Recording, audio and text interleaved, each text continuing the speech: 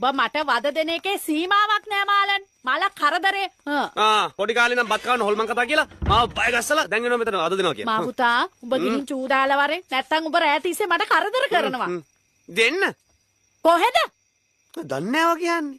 මේ මට ඕනේ නෑ. උඹ ගිහින් වැඩේ කළා වරේ. මොනවද කියලා අහන්නේ? පලයන් ගිහින් වැඩේ කළා වරේ. අම්මට ඕනේ නැතුනට මට ඕන එන්න යන්න ඉතින්. අයියෝ මල වදේ කවුරු හරි දැක්කොත් එහෙම විලි ලැජ්ජාව පණ යනවා. දැන් මේ කාමරේට පිටේ එනවද?